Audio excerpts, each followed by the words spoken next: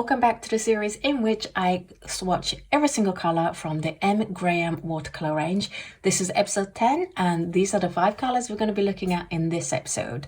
We have the Permanent Green Pale, the Hooker's Green, the Sap Green, Olive Green and Azo Green. So let's get started with the Permanent Green Pale. This is a Permanent Green Pale and it's a very, very bright green. It's almost neon. It's not neon, but it feels almost like a neon. It's that intense and bright. And I think this color is very special because lots of Permanent Green Pales, they're not as intense as this.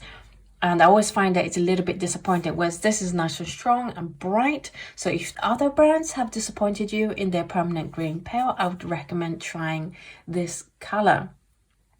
It is a lot more yellowy green than the Permanent Green Light that we saw in the previous episode. That one was more of a bluish green. This is definitely on the yellow green side. You do get that texture in the mass tone. It's a non-granulating color, and this isn't granulation because I don't see it anywhere else, but you definitely get texture in the mass tone.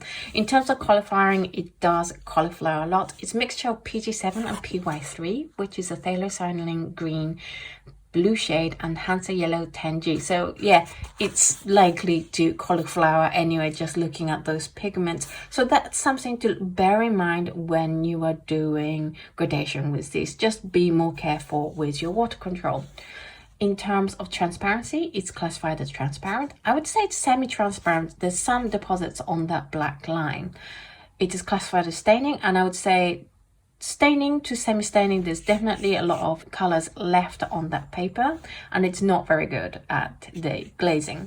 In terms of color mixes, because the color is so bright, you get nice bright mixes here with the Brilliant and the Phthalo blue yellow shade. The Queen Rose is almost a complementary color. You get a brownish color. I would say that a more purpley color will be a perfect complementary color and neutralize Permanent Green Pale pretty well. Then we have the Hooker's Green, and you guys know I always love Hooker's Green in every brand. Hooker's Green is just such a useful color. This Hooker's Green is a very deep one. It's almost like a perylene green kind of color. It is made with PG7 and PY110, which is the phthalo green blue shade with iso-indolene yellow. So it's not perylene green, but it definitely has that perylene green feel to the color. The deep green color does have texture in the mass tone like we've seen in the Permanent Green Pale and other colors that we don't expect it to have texture, but they do in the mass tone. We have it again here. And then we have 1, 2, 3, 4 stages. It is, however, very good at handling the cauliflowering. Considering it's Phthalo green and Hansa yellow, I would have expected to see some cauliflowering, but there isn't. So you can go a lot easier on how much water you use and you should be fine without the cauliflowering. But I would say that the stages 3 and 4 does melt together and there is a big value drop off between 2 and 3. So if you want a gentle, even gradation, then when it comes to stages 2 and 3, just work a little bit harder in getting that color further down the paper first. It is classified as transparent, and I would say it's semi-transparent. I see a little bit of deposits on the black line. Classified as staining, and I would agree with that. And it's very good at glazing. You get lovely glaze. It's nice and even. Because it's highly staining and it's transparent, you get no lifts happening on the outline, as well as nice clear edges between the 2 layers. So perfect for doing lots of glazes with it. In terms of color mixes, you get pretty good greens, as you would expect from these mixes. You get a reddy brown when you mix it with the Queen Rose, pretty high in tinting strength, but all the colors you're going to get from this color is going to be pretty muted because the original color is muted already. Next up, we have the Sap Green, and this is made with PG7 and PY110, which actually is the same color mix combo as the Hooker's Green. So, and you can see that they are very similar. It's definitely in the same color family. It's definitely the same kind of mood. This one's just a little bit lighter. So it depends on how dark you want to go between these two colors. I don't think you need both. You might be more comfortable with Sap Green if that's what you're used to. You might be more comfortable with the Hooker's Green if you want a deeper color. But I don't think you need both colors, because you can get pretty much the Sap Green from Hooker's Green by lightening up a little bit and then just adding a little bit more yellow. This definitely has a little bit more yellow undertone. When you look at here, there's just tiny bit more yellow coming through. It does suffer from some ridging happening here, and you get a lot of texture happening. In terms of transparency, it is classified as transparent, but I would say it's semi-transparent. Definitely deposits there. It's classified as staining, I agree with that, and it's pretty good with the glazing. There's a little bit of blurriness here, not as good as the Hooker's Green in the glazing, but it's still very good. With the color mixes, it's a little bit brighter color mix, so between these two, maybe pick between, do you want a brighter color mix or do you want a more muted color mix? Then we have the olive green, and this definitely goes more into the brown territory. I would say this is a brownish green. There's very little green, but compared to other browns, it definitely still has some greenishness to it.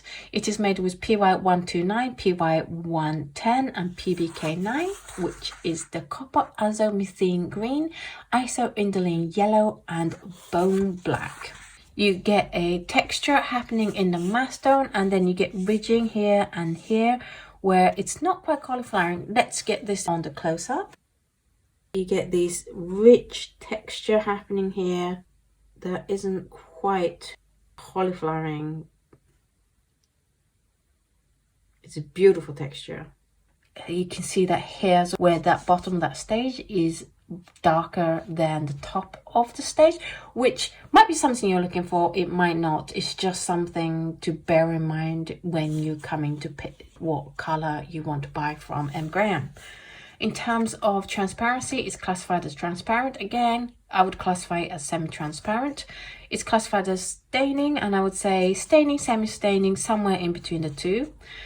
It is a good glazer, but because of that texture coming through in the mass tone, you do get streaky lines on if you glaze at mass tone. So if you are gonna glaze, I would say water it down a little bit and try avoiding doing glazes with mass tone layer on top. In terms of color mixes, you get nice muted, quite autumnal to wintry colors because the olive green is so muted already, but it also has that PY110, the Hansa yellow coming through in some of those mixes. And then finally for this video, we have the Azo Green, and this is a very bright yellowy green. It's a very golden yellow with a tinge of green kind of color. You do get texture on the mass tone. It's made with PY129, which is the copper azomethine green. And as you would expect from an Azo Green, you get really strong yellow when you water it down. So it turns from a muted yellowish green color to a pretty bright yellow color. It's very good at handling water. There's no cauliflowering here, which is impressive. In terms of transparency, it's classified as transparent, and I would agree with that. It's classified as staining, and I would say it's semi-staining, and it's very good at glazing because it's staining, it's very transparent. You see the layer below very clearly without much lifting happening on the outside edges. In terms of color mixes, because of that bright yellowiness, you get nice bright color mixes here.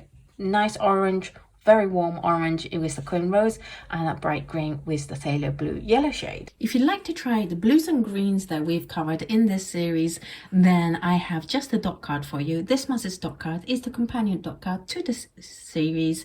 It is the blues and greens. It has ultramarine blue, anthraquinone blue, cerulean blue deep, Prussian blue, manganese blue hue, cobalt teal, sap green, and azo green. There's plenty of paints for you to try painting with and mixing with your other colors on your palette to see if they work with the paints you already have.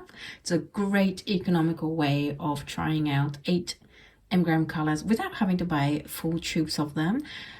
If you like to receive this dot cards, then all you have to do is head on over to patreon.com/Oto Kano and sign up to the appropriate tiers, and this dot card will be with you very soon. That's it for this episode. Which one was your favorite? Do let me know in the comments down below.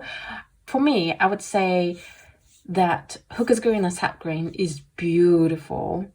Personally, I would probably go for the Hooker's Green because it's such a rich color, but I think Sap Green will be more versatile for a lot of people in that it doesn't quite mute everything right down.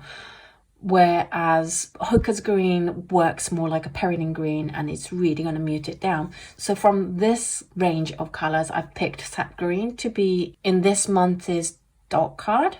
In terms of these colors though, I'm surprised at how bright the permanent green is. Love how muted the Hooker's Green is. Love how flexible the Sap Green is. Love how autumnal the olive green mixes are, and just how bright the Azo Green is.